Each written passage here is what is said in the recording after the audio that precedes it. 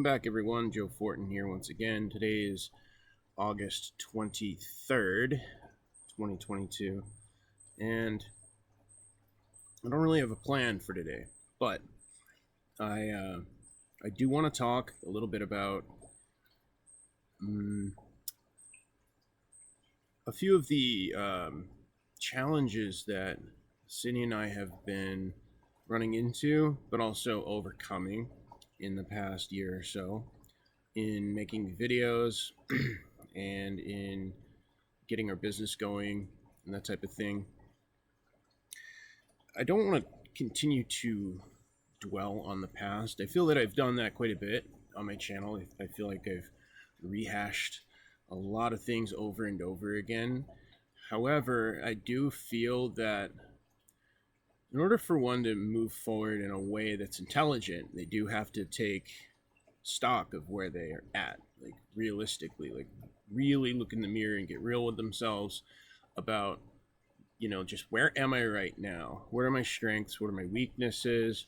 What do I need to work on? What could I have done better in the past? What do I need to do better moving forward? That type of thing. So I'm going to talk a little bit about that. I'm also probably going to go into the twin flame dynamic, mostly because that has really become the focus of my channel. In the past 5 years, I've made a lot of content about a lot of different topics, some of which I will not be sharing information on in the public sphere any longer due to many different reasons, but safety concerns, and honestly, there's just this information is not for everyone, and that's not an insult, but it's just not. And sharing some information on a public platform just is more trouble than it's worth. And so there are topics that are going to be going basically on a Patreon channel. I'm going to make a paid service for those of you who would like to have more thorough and detailed and complete information on some of the topics that I've spoken on in years prior. And that will have, more to do with, let me be clear, defending yourself and understanding the darker aspects of the reality we live in, right?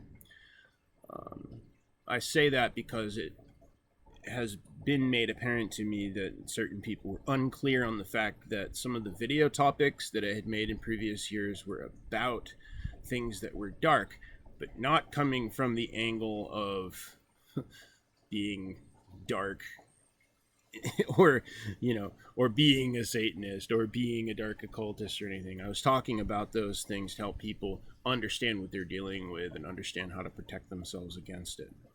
So again, just to be clear there, I want to talk a little bit about the way that I make content, and part of, again, the reason why there's been a lot less content lately. And it's actually, it became really clear to me in the past couple of weeks how, I guess, I was actually failing Sydney a little bit, because Sydney is someone who needs a little bit of prep time. Sydney is someone who needs, she needs like an outline when we do videos of like the topics that are going to be discussed, so that she can get like a mental plan, a mental map, jot down some notes, perhaps have something like a PowerPoint presentation put together like she did in Human Design Reading. And I wasn't really, I think, listening to her when it came to that, because she told me this in the past. And because, as you guys probably know, I'm a fly by the seat of my pants type of person, the way that I make content, and what I'm even doing right now, is that I have insights and I get inspiration in the moment. I literally just turn on the camera and go. That's why a lot of my videos, like, let's be honest here. Some of the videos in the beginning, I was making them with my shirt off because I wanted attention. Like, totally in all honesty, right?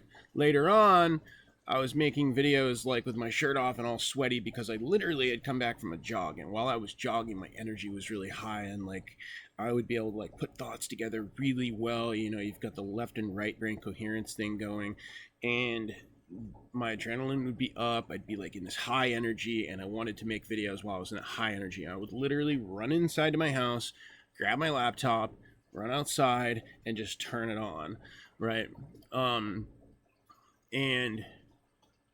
yeah, I'm not doing that anymore. I haven't honestly haven't jogged in a while. I need to get back to it. Um, but I'm, you know, I'm in a different place, and the place that I'm in now is that I don't want that kind of attention, whether I'm intentionally trying to get it or not, as the case may be. So I'm just trying. I mean, I don't even want to say that I'm trying to make more professional videos. I think that I'm in a more mature place, and therefore my default setting is just a little bit more what people would consider professional, I guess. I'm not someone who's overly concerned with social niceties and conformity. However, this is just where I'm at now. Going through the last couple of years has really changed me a lot. I I developed a lot of social skills that I didn't have previously. Partially, I guess I'll talk about this a little bit, due to the fact that, as you may know if you've been watching the channel for a length of time, I used the channel and I used Facebook and I used a lot of these things as a means of like catharsis for how I was feeling, you know, about different things. I had a lot of anger, you know, towards different people in the world and the state of things, and I would, you know, I would kind of spew that out in the form of like what I saw as like comedy, and you know, writing what I thought were like clever little quips and clever little, you know, paragraphs that were like extremely sarcastic and often very demeaning, and like, you know, and that's where I was at, you know. I have since, I believe, you know, made apologies to people for, you know, things that I said, as you know, there was just a lot that I wasn't able to see at the time, right? But I'm just like not in that place anymore. And one of the reasons is because I just like totally pulled out of social media, like completely. And that's one of the reasons I took a break from YouTube. One of the reasons, like there's a lot of different reasons, but that was really good for me. Like the intentional digital detox was like really good. One of the best things I've done, and it allowed me to gain some perspective, because it was the only place that I would like feel like it was okay or feel comfortable to act in those ways, right? And once I got out into the real world, I no longer felt comfortable in doing that. Also, there was one particularly notable experience that I had.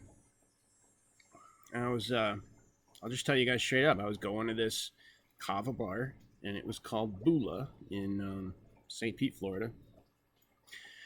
And I met this guy there, and I guess I won't share his name. He's a cool guy, artist. You know, we became buddies.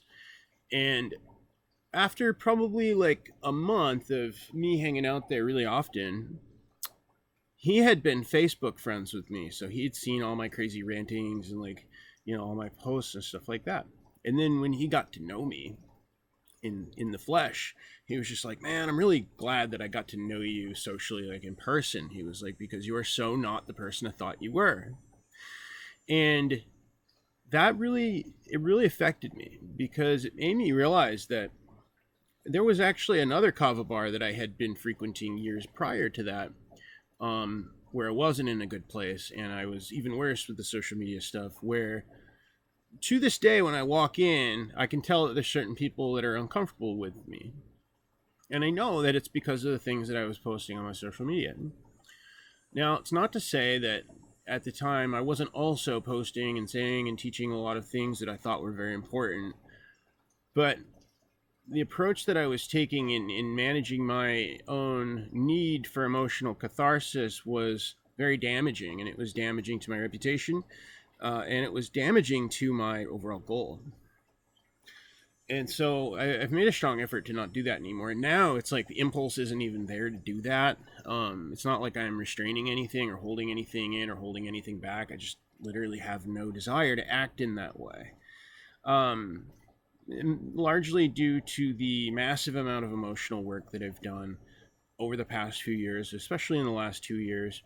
I've done, in my Hawkins timeline, I've done a lot of miasm packets, which has made a huge difference in my overall energy, my aura, my demeanor, my maturity level, and you know, that I'm just sharing because I just want to really communicate and connect with you guys and let you know like where I'm really at. As you know, if you've been watching the channel for any length of time, I am not somebody who's going to blow smoke up your ass. I want to be as honest as I can be safely on here, but I really want to just be vulnerable with you guys and really, show you who I am to the best degree that I can on an online platform like this. Obviously, it's never going to be a substitute for us meeting each other in person, or for you spending time with me in person or working with me in person if we were to engage in a, if you were to get a session or something. But still, want you guys to know me as best as possible, because I feel like authenticity is really like the key to the real path. You know what I mean? Like there's so many. And I've talked about this at length, so I'm not going to hammer on it, but like there's just so many people out there who are just really just, faking it and pretending to be perfect, and I don't like that. I have no respect for that. And I know if you watch my channel, you probably don't either. I've got a past, I've got a history, I've got flaws, I've got anger, I've got, things that I'm bad at. All the things. But anyway, I'm gonna switch gears a little bit here. There may be more things that come to mind as I continue. Well, I want to talk about the twin flame dynamic, and I want to talk about how from what I understand and the current lens that I have on it, the actual like mechanics of the way that this is structured, it's very, very complex. But at the same time, the basic concepts that one needs to understand and the basic practical application kind of couldn't be simpler. It's really simple. And I'll get into that more as time goes on, but it's really simple. It's a lot of it's about, it's about letting go, and it's about learning who you are. It's about letting go of the things that you are not, right? Letting go of the false self, delusions, negative emotional states, dysfunctional family patterns, dysfunctional relationship patterns, letting go of all that. Moving closer to God, moving closer to the true self, right? And I got a comment from a viewer. By the way, if you've been leaving comments, I tried to answer a bunch of them today. I know I haven't been great about getting back to you guys in comments. It's largely due to the fact that I don't like to spend a lot of time on these devices. I'm going to make some videos about that too. The vibe coming out of these devices right now is just not good, especially with the 5G. But I've been making an effort to get back to you guys more. And there was one comment from a guy named Ethan, I remember now. And he had said that he'd had a similar journey and that he had met someone who was closer to his true reflection than the person that he had been focused on before, and then he's really happy. And he said basically that it happened when he kind of let go of that whole thing and started focusing on himself. Now, one thing I'll just comment on is what a lot of people do is when they get wrapped up in the whole twin flame community and the tarot readings and the obsession and like all that stuff. What a lot of people do, and I did this a little bit years ago, is that they then swing the pendulum the other way and they completely reject it. Like they reject the whole idea of it. They make the whole twin flame community wrong. They make everybody who talks about it like crazy and that type of thing. Or you get the people of the what am I going to say? Organized Christian bent, because I consider myself a Christian, but I don't go to any organized, religious. I don't go to any organization or sect. I consider my ethics and morals and my worldview to be in alignment with what I understand as Christian, but it's very different from organized religion. But a lot of the people that get disillusioned with the twin flame topic end up going into that angle, where they then decide that everything in the twin flame community is Satan and or part of the MK Ultra twinning program and or yada yada yada, right? They make it wrong. They make it evil. And believe me, I've spent time in all of these different perspectives, like looking at it from that perspective, and actually feeling that way at times, right? So I know. I've been there. But really where one needs to arrive is at the place where you're just kind of neutral with it all. Not only are you neutral with the other person or the idea of being with that other person, but you're also neutral with the concept. Like you're just like, yeah, there's this concept called twin flame. I don't know if it's real or not, but it could be.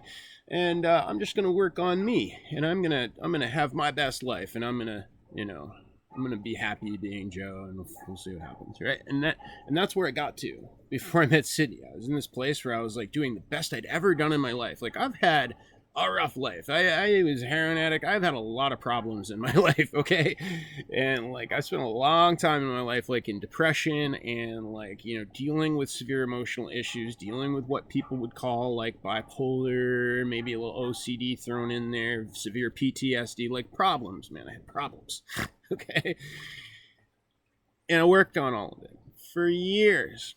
And I got to a place where I was doing pretty fucking well. I was like feeling good about myself. I was in good shape. I had a bunch of good friends. I was sober. Like, at one point when I met her, I got a new job, which was like the best job I'd ever had. I met her at about the same time.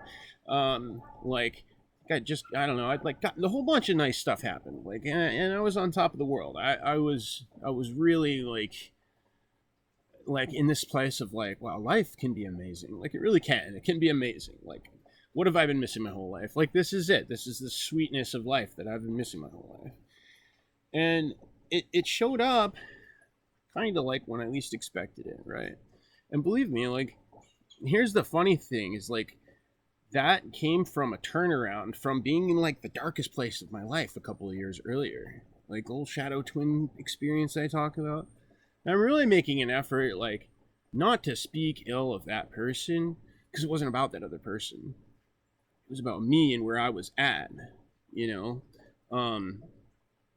terms of like my own frequency. I was on a low frequency, and that other person may have done the same thing that I've done. Like they might be in a really good place too, and I hope so. But at the time, we were both in this place where, it was like, you call it a karmic or whatever, call it a shadow twin, because there's a lot it can go into with that. But I went down into the depths of myself, and that was what caused me to really look at myself and go, wow, I need to turn this around. I don't ever want to be that again. And I did, and when I finally got to a really good place, that's when Sydney showed up. She showed up when I was doing the best I'd ever done in my life. And like, like I said, not to beat a dead horse here, but the old school twin flame teachers, like, Mel, the old man, here we are again. He would just basically say like, like let go of them, like let go of the idea that you have to have a relationship with this person, like just, surrender. Couldn't. And he would say things all the time. He'd be all crotchety and be like, I couldn't make it any more simple. Like, you know what I mean? And the fact of the matter is that, like, from a practical standpoint, like, it is simple. People complicate the shit out of things by thinking, and I did it, you know. My videos, I mean, I go into all kinds of esoteric and complex subjects and, you know, complex explanations of the different dynamics between, like, you know, the 3 or 4 different people that I like felt like that energy was running through, and like, what are the different names of all these different things? Is it a catalyst twin? Is it a shadow twin? Is it a, you know, is it a twin ray? Is it a soul flame? Is it, you know, endlessly forever? You know, that stuff is great and you can study it, but practical application, none of that shit matters, man. Yeah, I don't know. I feel like I'm overacting a little bit right now, but it doesn't matter. What does matter is that at any given point, while you're here in a body and while you still have, you know, shadow issues and ego issues and, you know, family dynamics that are out of alignment with Christ and things that haven't sorted themselves out, you're going to attract reflections that show all that shit to you. And your job is to look at that and to transform. You're not done when you meet that person. I'm not done just because I met Sydney. It's not like I've reached some point of arrival, like, oh, here I am, and like, we're perfect now, and, you know, we're here to teach all of you, you know, how to be perfect too. Like, no, we're having problems, we're having issues, we're having, you know, ups and downs, and, you know, bad days, and all the rest of it, you know. But I can say, from my own point of view, I've reached a place where I'm approaching all of this in a healthy way. And I think that that's really, like, the most important thing to get, is that all of this is about becoming healthy, about becoming whole within yourself, about the journey of the self, of, you know, self-actualization, you know, the great work, right? The magnum opus.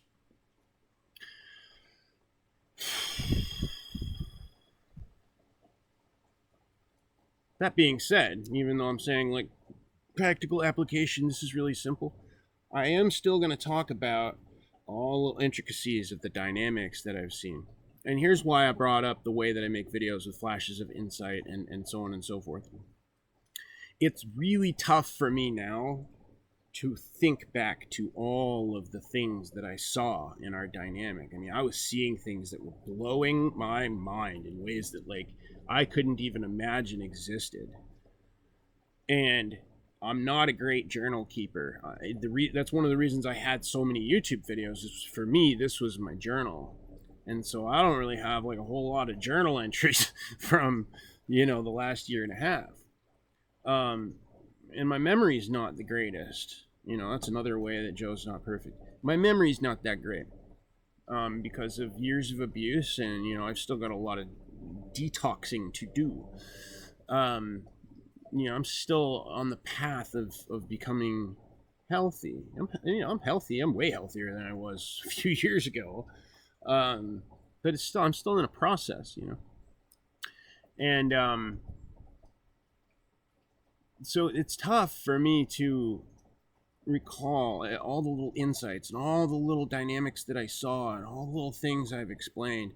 I mean, there's been 1,000 times where Sydney has looked at me and been like, man, I wish I had recorded you just now, because what you just said was, like, so valuable, and you know what I mean?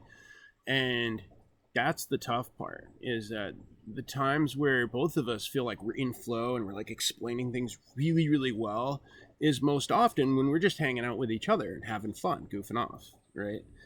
It's like when we try to sit in front of a camera, it's like then the pressure's on, and, like, you know, that's something that Sydney's working through, is being comfortable on camera. It's very, very interesting, her dynamic, because she's struggling with a lot of the same things that I was struggling with, like, 4 or 5 years ago. She's learning a lot of the same things that I was learning 4 or 5 years ago. She's going through the process of working through, and she talked about this on a recent video, so I feel okay sharing. She's working through the anxiety, the nervousness, the fear of judgment. You know, she's had a lot of influences in her life that made her feel very judged, very afraid of making a mistake. You know, having to present herself in this image of perfection and like all of these things, right? And that was instilled in her. So she's having to sort through all of that in order to be able to be vulnerable with you guys, because she knows that, you know, really that people want to connect with her, like what I've talked about. It's like, I know that you guys that appreciate me because I'm real with you, you know. I'm not some talking head. I'm not perfect. I've basically been on here and in the middle of making my mistakes, and in the middle of being in a dark place, and in the middle of going down the wrong path. You guys have watched it, and I'm back. Like, I've recovered from it. Like, I'm here. And the whole point of this was to show that and show you that you can do it, right? It was the whole purpose in doing this, was to be like, you know what, like, you can be all the things that all the people say, you know, are useless and not good enough and loser and this and that and da-da-da-da-da, go down the list, right? You can still follow your heart, be a good person, be of service, you know, to the world, to God, and you can redeem yourself. It's never too late for that. And people say that to you. Even people in these like organized religious sects will say that to you, and then in the next breath condemn you while you are trying your hardest to redeem yourself, and not even realize that they're doing it. It's kind of sad, the lack of self-awareness that you see. But be not dismayed by that form of ignorance, because that's just another form of the shadow. Don't say it to him, but anyway, I like where this video is going today. I'm gonna keep it shorter for me. 30 minutes is short-ish, and I'm gonna pick up where I left off in a few days, hopefully. Yeah, thank you all for all your support over the years and your lovely words. All the comments have been great, very supportive. I'm so happy for you guys that, you know, I can tell are doing well. And for those of you who don't feel like you're in a good place, just stay strong. Things can and do get better, but believe in yourself. You have to believe in yourself. And you know, the power of prayer is, to me, it's proven itself. My journey first started with me getting on my knees and praying before I had my heart chakra open. First time I ever prayed to God in my life. A week later. So, just keep moving forward. And last thing, for those of you who are following like truther type content, stuff like that, one of the things I've learned over the last few years is that they catastrophize things a lot. They make things feel and sound more urgent and dire than they are.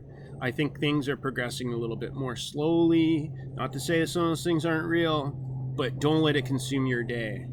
Move forward, right? Because you're going to be a lot better prepared for whatever might come if you're moving forward and you're being productive with your day. Don't dwell on all of that negative shit. And if you need to turn it off and do a digital detox, listen to me right now and turn it off. Turn this off and go outside.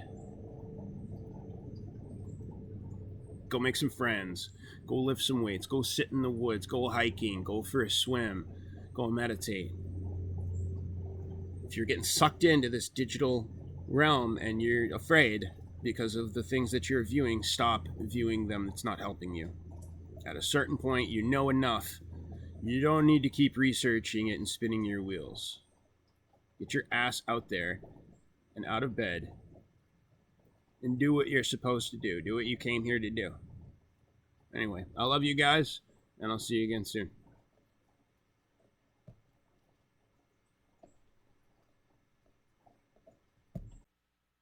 If you enjoyed this video, please hit the like button down below and click the icon to your left to subscribe.